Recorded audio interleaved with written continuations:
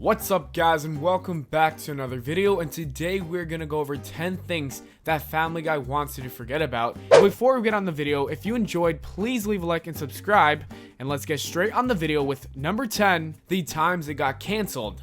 That's right, one of the most successful animated TV shows of all time wasn't shut down by its network just once, but 2 separate times, only to bounce back harder than ever.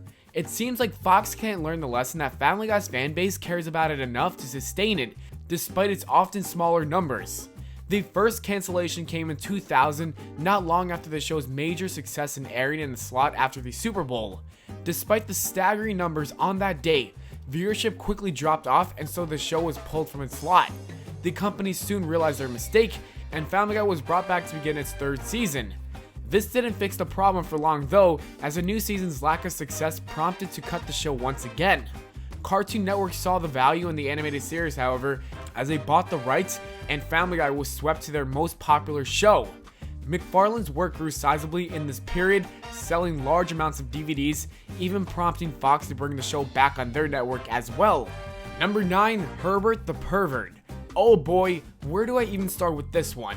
Herbert the Pervert is one of the local residents of Quahog, and what makes Herbert so disturbing is how normalized he is a part of the show. As his name implies, Herbert is a child molester who makes frequent attempts to seduce the likes of Chris Griffin, amongst other characters on the show.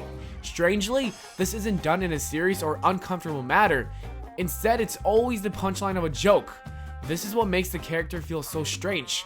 The repulsive topic of pedophilia isn't looked at as disgusting, but instead funny. Needless to say, many people find this offensive from the show. Number 8, I Need a Jew Song. This episode was delayed by Fox from being aired, and for a good reason. They thought that showing the episode would make the network look anti-Semitic. After Peter is scanned, we see him sing a song about needing a Jew, an obvious reference to the stereotype that Jewish people are very cheap. The song not only hits the stereotype, but a lot more as well. We see a dreidel, a menorah, and more.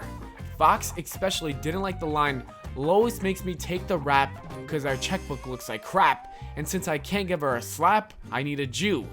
Good old Seth MacFarlane fought for the episode to premiere, and of course he won with only the regular amount of backlash that viewers create. Some fans found it funny while others called it controversial, but then again, when isn't Family Guy controversial? Number 7, Family Guy made fun of Muhammad Ali. Family Guy definitely wants us to forget about this, especially with the recent death of the world-renowned boxer. In this joke, we get a lot of diverse and unconnected individuals that include Bob Dylan, Tom Waits, Popeye, and Muhammad Ali.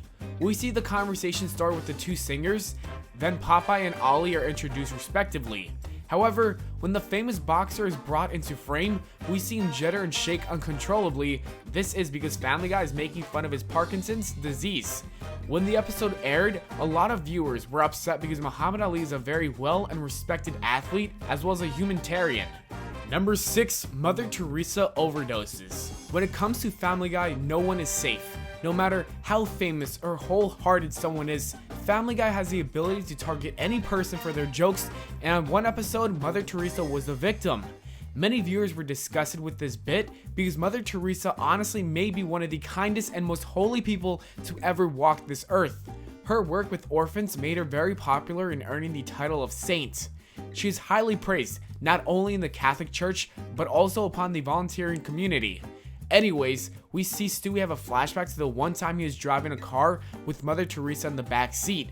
She overdosed and throws up all over herself. Frantically, Stewie drives to the hospital and tells the 2 gang members who are also in the backseat to push the bitch out.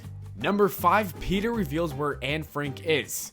Family Guy really likes poking fun at historical events, and in one episode we get a brief joke about the time Peter was hiding with Anne Frank and her friends and family. The entire clip is in black and white to represent how old it was, and everyone was in the attic when enemies barged through the doors with guns. Everyone is completely silent, and the camera pans to the right where we see Peter eating a bag of chips. All of the eyes dart towards Peter, who keeps eating and what is assumed giving away Anne Frank's hiding location. The joke created some stir among the audience because it not only targeted the horrific results of World War II, but it also targeted Anne Frank, an individual who was beloved and taught about at museums and schools. And as always, the bit had nothing to do with the story of the episode whatsoever, because this is just Family Guy's signature. Number 4, Terry Schiavo controversy. Known for her legal right to die case from 1990 to 2005, Terry Schiavo was put into a permanent vegetative state after going into cardiac arrest. Of course, with Family Guy being the magnet for controversial content that they are, they proceeded to make jokes about the woman. In the season 8 episode Peter Asmint, the character sang a song titled Terry Schiavo Kind of Alive-o, which, as you can probably imagine, didn't tread lightly around the subject, instead making jokes that many found to be less than tasteful. The resulting controversy included protests by Schiavo's family and the American Life League. The Fox network was even urged to cancel the entire show as a result, but of course Family Guy persisted and maintained its slot, as it always seems to do regardless of its extreme contents.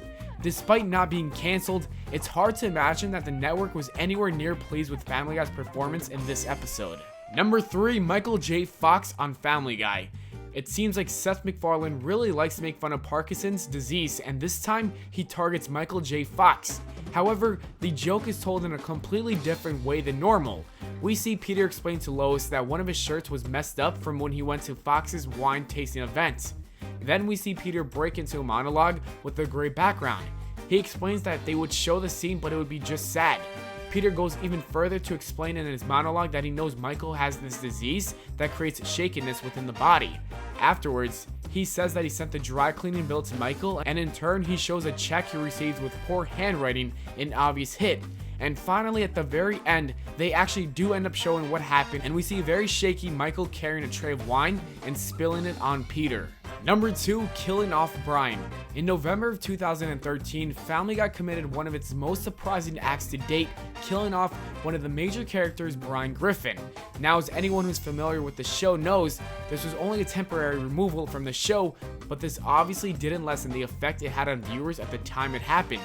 Brian may not have always been the main focus of the show, but he was still a beloved character for many fans of the show, and the devastation was even greater because most would never assume it would be possible for an animated comedy to kill its characters. Apparently, this was more or less exactly what creator Seth MacFarlane wanted, as he quoted saying that his goal in killing Brian was to shock the audience and remind them that anything is still possible in the Family Guy universe. What made things even worse for viewers was his replacement, a new dog named Vinny. The introduced character was disliked by the majority of fans, especially when they were under the impression that Vinny was there to stay. Of course, Brian soon made his return and everyone could move on from the unpopular removal of one of the most popular players in the Griffin household. And number 1, the Boston Marathon. First airing on March 17th of 2013, just 1 month before the Boston bombing at the annual marathon, the episode Turban Cowboy had a very short lifespan on TV before being pulled off the network as a result of the national tragedy. The episode features one of the show's signature cutaway gags, consisting of Peter driving through a crowd at the marathon killing civilians. The reason for the outlash at the episode is clear, and the installment was pulled from TV and streaming services in April of that year. The episode would return later in the year of 2014 after tensions had settled down and can be viewed with ease to this day. While there is no way for the Family Guy team to predict the tragedy, it's evident that Fox wouldn't want its show to be associated with the horrific incident. As always, thanks for watching. I hope you all enjoyed. If you did, don't forget to leave a like and subscribe for more. Make sure to follow me on Twitter at Valenplana, and I'll see you all later.